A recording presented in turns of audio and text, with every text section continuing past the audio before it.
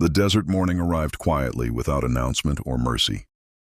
Pale golden light spread across the empty land, touching cracked earth, broken fences, and the old wooden train station standing alone in the middle of nowhere. The station looked tired. Its wood was faded and worn by storms. The sign above hung slightly crooked, letters barely readable. Wind passed through with a hollow sound, carrying dust that moved like forgotten memories. And then she came. From the dirt road, a woman walked toward the station with slow, steady steps. She looked in her early 30s, calm but heavy with years of silence.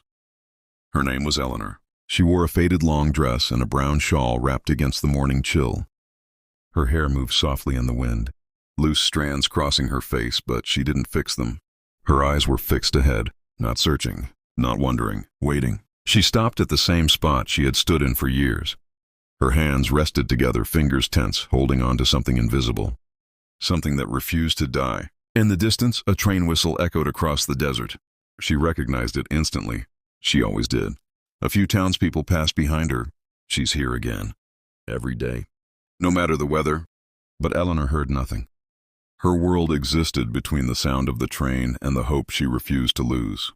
The wind lifted her shawl slightly. Dust touched her dress, but she didn't move. Her breathing slowed. And for a moment, she almost smiled. Because in her heart, the moment was still alive. A memory returned. Daniel, his hand holding hers tightly. "I'll come back," he had said, "no matter how long it takes." She had wanted to stop him, but she only nodded and let him go. The whistle grew louder. Her eyes lifted. Hope returned, quiet, steady, unbroken. Then the train appeared, moving across the desert like a ghost. Iron wheels screamed softly as it slowed and stopped. Dust wrapped the station in silence. Eleanor stepped forward. Her heart beat faster, but her face stayed calm. Doors opened. Passengers stepped down. Strangers, tired faces, unknown lives. Her eyes moved carefully from one to another. Searching, hoping, waiting. But he wasn't there. Not today. The last passenger stepped off. The doors closed. The train moved again. And just like that, it was over. Dust settled. Silence returned. Eleanor stood still, staring at the empty space where hope had briefly lived. Then she exhaled, not in defeat, but in acceptance. Because for her, this was not the end, only another day. She turned, pulled her shawl closer, and walked back down the dusty road. Behind her, the station stood silent once again, and tomorrow she would return. A promise that outlived time. The desert had a strange way of keeping secrets. It did not judge. It did not forget. It only absorbed everything. Footsteps, voices, promises, and pain. Long before Eleanor became a woman who waited in silence, she was simply a girl who believed in tomorrow. And Daniel, he was the reason tomorrow felt possible. Years ago, the train station was alive. Horses tied near wooden posts. Travelers passing through. Distant voices of people who still believed in movement, in change, in life beyond the desert. The air was lighter then, less heavy with time. Eleanor's world was small, but it felt complete. Then Daniel arrived, not like someone important, not like someone the world would notice, just a man covered in dust, boots worn down by miles, eyes carrying stories he never spoke about. He had nothing that made him stand out, except the way he looked at her, like she was the only thing that existed in that moment. They met at the station on a late afternoon when the sun was falling low. Eleanor had been helping, at her father's small supply stand when Daniel asked for water. That simple moment should have meant nothing, but it didn't, because he didn't leave. He stayed and talked about the world beyond the desert, about cities where trains never stopped, about places where a man could rebuild his life from nothing, about futures not controlled by the past. Eleanor listened quietly, like she was hearing something forbidden, something she was never meant to dream about. Days became weeks. Daniel kept returning. Not for supplies anymore, not for water, but for her. They would sit near the station in the evenings when the heat softened and the sky turned orange. He spoke about leaving someday, building something better, and coming back when he had enough to deserve staying. And Eleanor never stopped him, because in his voice, she found something she had never felt before, hope that felt real. One evening, the wind grew stronger than usual. The station was nearly empty. The world felt like it was preparing for change. Daniel stood at the edge of the platform, staring at the horizon. "I can't stay here forever," he said quietly. Eleanor already knew, but hearing it still hurt. "Then don't stay," she said softly. He turned to her, surprised by how calm she sounded. She stepped closer. Her hands trembled, but her eyes didn't. "Just don't forget where you're going back to." Daniel reached for her hand. His touch was warm, real, human. "I won't forget," he said. "Even if it takes years. I'll come back. I promise." The wind moved between them like it was carrying the words away. But she held on to them anyway. She believed him. The next morning, the train arrived early. Daniel stood at the door, holding his bag. For a moment he hesitated, as if leaving might break something inside him. Eleanor stood below, watching without stopping him. "I'll come back," he said again. "I promise." The whistle blew, and then he was gone. The station grew silent again. But the silence was not the same as before. It was not empty. It was waiting. Eleanor remained there long after the train disappeared, staring at the empty tracks as if they could still bring him back.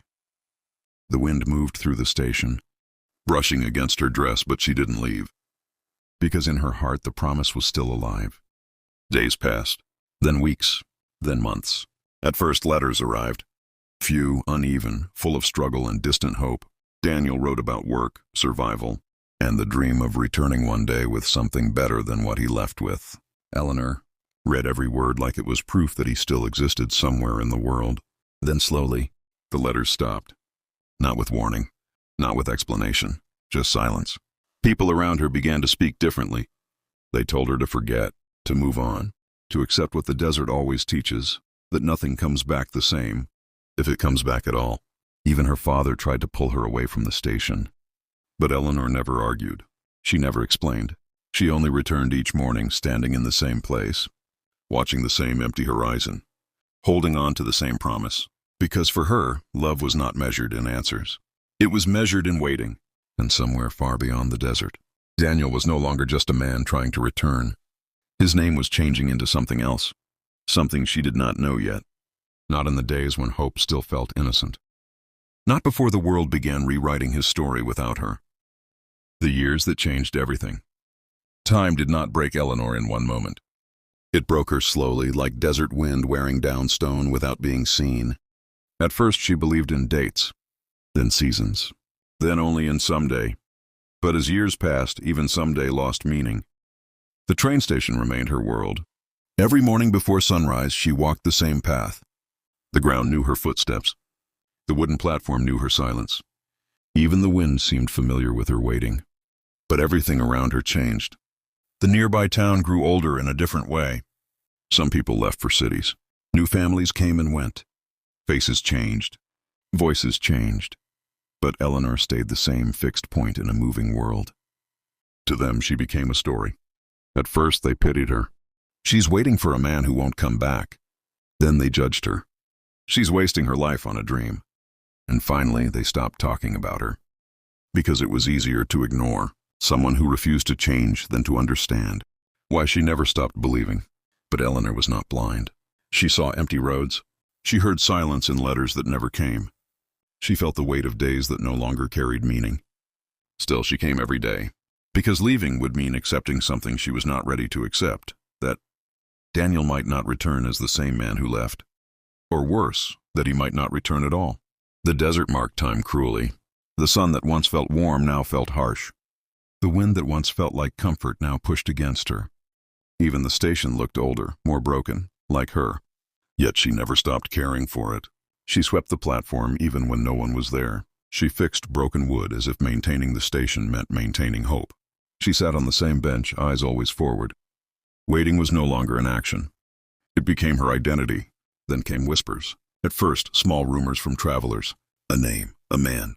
Dangerous stories from distant towns. A cowboy who had turned violent. A rider moving like a shadow. A man who no longer stayed anywhere long enough to be known safely. And then she heard it clearly. Daniel. She did not react at first. She thought it was another man with the same name. But details followed. He never stayed in one place. Just like someone running from something, or searching for something he lost. One evening, after another empty train, Eleanor stayed longer than usual. The sky was darker, the wind colder. The station creaked in silence. She sat on the platform edge, holding her shawl tightly, staring at the horizon where the tracks disappeared. For the first time, Doubt entered her heart. Not loud, not sudden, just a quiet question she had never allowed before. What if he is already back, but not the man I remember? That night she walked home slower than usual, and for the first time in years, she did not smile at the empty road, because somewhere far beyond her waiting, Daniel was no longer just a memory. He was becoming something the world feared. The day began like any other, but the air felt different, as if the desert itself was holding its breath. Eleanor arrived at the station earlier than usual. The sky was still pale, the sun not yet fully awake. A thin layer of dust floated across the empty platform, and the wooden structure creaked softly under the pressure of time. She stood in her usual place, the same spot, the same silence. But something inside her felt unsettled, though she could not explain why. Far away, the faint sound of a train began to rise. It was not unusual. Trains came and went all the time, carrying strangers who never knew her story. But this one felt heavier, slower, like it was carrying something more than passengers. Eleanor adjusted her shawl slightly, her eyes fixed on the horizon. For the first time in years, her heartbeat was not calm. It was waiting with tension. The train appeared through the dust like a moving shadow cutting through the desert. It slowed as it approached the station. The sound of metal wheels against iron tracks echoed louder than usual, sharper, almost unsettling, and then it stopped, completely. Eleanor did not move immediately. She had seen hundreds of trains stop here, hundreds of faces come and go. But something about this moment felt wrong in a way she could not name. The doors opened. One by one, passengers stepped out. Travelers, workers, tired men carrying bags, people who did not matter to her story. Her eyes scanned them slowly, not searching randomly, searching for something she had trained herself to recognize even without hope. A presence, a feeling, a memory. Then it happened. The final passenger stepped down, and the air changed.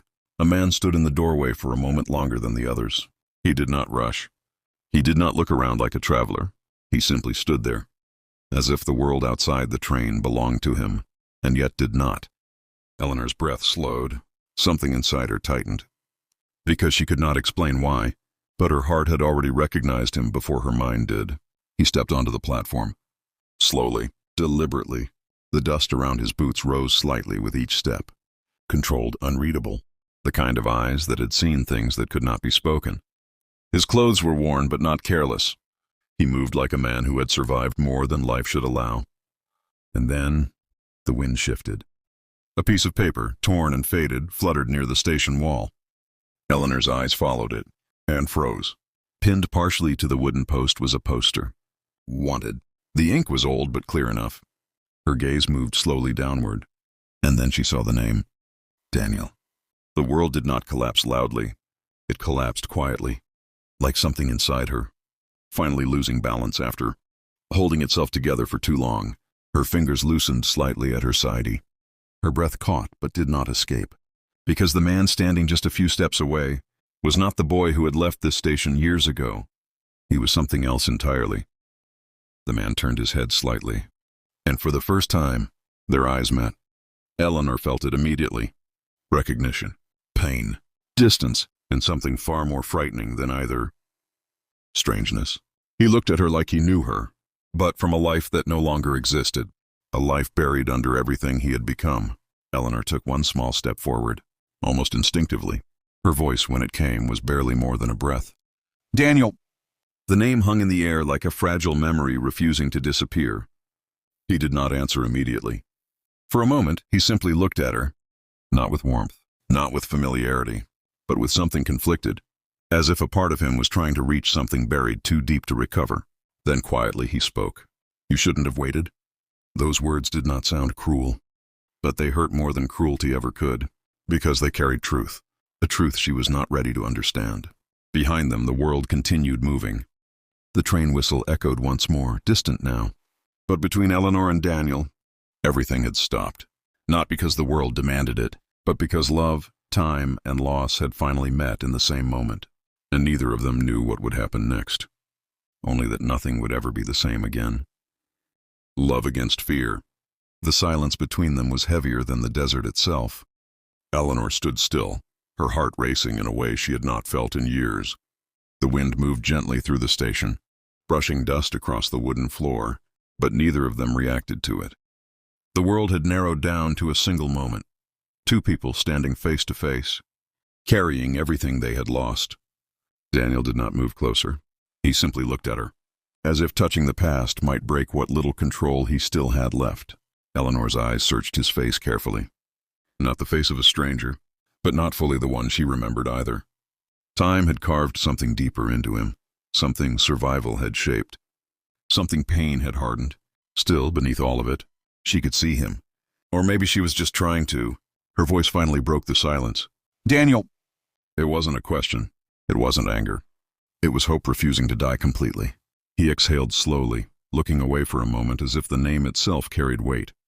When he looked back at her, his expression was controlled, but not empty. There was something buried behind his eyes, something he had locked away for a long time. "You shouldn't have waited," he said again, quieter this time. But this time, it sounded less like a warning, and more like regret. Eleanor took a step closer.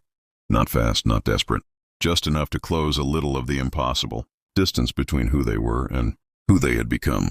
"I didn't wait for who you became," she said softly. "I waited for you."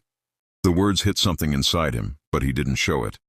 Instead, his jaw tightened slightly, because that was the problem. He wasn't sure where him ended anymore. A sudden sound broke the fragile moment. Footsteps, metal clicking, voices in the distance. The calm of the station began to shift. From behind the train, figures started to appear, lawmen, armed and alert, moving with purpose. Their presence changed the air instantly. The town had not forgotten who he was, and they had finally found him. Eleanor noticed them first. Her body instinctively turned slightly, confusion forming in her eyes. Daniel saw them too, but he didn't react with surprise, only acceptance, as if he had always known this moment would come. One of the lawmen shouted his name. "Daniel Mercer!" "Don't move!" The sound echoed across the empty station. Eleanor flinched slightly, but Daniel did not. He remained still. His eyes never left hers. The world tightened around them. Gun belts shifted. Hands moved closer to holsters. Dust swirled between tension and silence. But Eleanor didn't look at them for long. Her attention snapped back to him. Because in that moment, she understood something terrifying. They were not here for a man. They were here to end one. "Is it true?" she whispered suddenly. Her voice shook, but her eyes did not. "The things they say about you." Daniel's expression changed slightly. Not into anger, not into denial, but into something quieter. He looked at her for a long moment before answering. "Yes."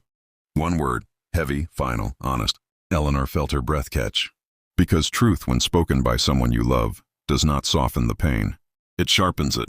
She shook her head slightly, as if refusing to let that one word rewrite everything she had believed. "But you came back," she said, a pause. "A fragile hope trying to survive in a collapsing world. You came back to me." Daniel's eyes softened for the first time. Just slightly, and for a brief moment the outlaw disappeared. Only the man remained. But it was only for a moment, because the world around them would not allow it to last. The lawman stepped closer. The distance between justice and violence was shrinking fast. Daniel finally spoke again, his voice low. "I came back because I had nowhere else left to go." A pause, then quieter. "And because I knew you would still be here." That hit Eleanor harder than anything else. Not because it was romantic, but because it was true. She had waited, not for a dream, but for a man who believed he didn't deserve to be waited for. Her eyes filled with tears, but she refused to let them fall completely. "What happens now?" she asked. Not to the lawman, not to the world, to him. Daniel looked at her for a long moment, then glanced briefly at the guns waiting behind her, at the town that wanted justice, at the life that would not let him stay, and finally, back at her. "I don't know," he said honestly. And for the first time in years, he sounded tired. Not dangerous, not feared, just human. The wind moved again through the station, but now it felt like the calm before something final. Because love was standing in the middle of something it could not control, and the world was closing in. The moment that decides everything. The desert wind fell silent, sensing the gravity of the moment. Eleanor stood torn between two worlds, the law and judgment behind her, and the man she loved, Daniel, ahead. But the man he had become was inescapable, and the past loomed large. Lawmen advanced, slow and deliberate, hands poised near triggers. They believed they already knew the ending. Daniel sensed it too, but kept his gaze fixed on Eleanor, where everything else faded away. "There's still time," she urged, desperation masking her hope. Daniel shook his head, a weary acceptance in his eyes. "There's no time left," he replied, his voice heavy with the weight of battles fought long ago. A silence stretched between them, thick and final. Eleanor stepped closer, her heart racing as she took in the scars and exhaustion etched on his face. "You said you would come back," she whispered, her voice trembling. "I waited. For you." Something flickered in Daniel's eyes, a hint of the boy she once knew. "I know," he said, and those two words carried the burden of all he couldn't fix. Behind them, lawmen raised their weapons, a signal that the end was near. Eleanor instinctively placed herself between them, love overriding fear. "Stop!" she shouted, but the guns remained raised. They weren't here for emotion. They were here for an outlaw. Daniel stepped beside her, fear etched on his face, not of death, but of her willingness to sacrifice. "Don't do that," he urged. Tears filled her eyes. "What do I do when the one thing I waited for is what they want to take away?" There was no easy answer. He reached for her hand, and in that touch, years of pain, love, and loss converged. "I came back not to be saved, but to see you one last time." "No," she protested, her voice cracking. Daniel stepped back, accepting the reality of the lawman. He looked at her one last time, and something shifted in his gaze. Peace. "I'm glad it was you," he said softly. The moment hung in the air, the desert holding its breath. What happened next varied with the storyteller. Some say the guns fired first. Others say he didn't run, or that she screamed his name. But what remained certain was this. In that final moment, Eleanor didn't lose a stranger. She lost the only man she ever waited for, and the station ceased to be a place of waiting.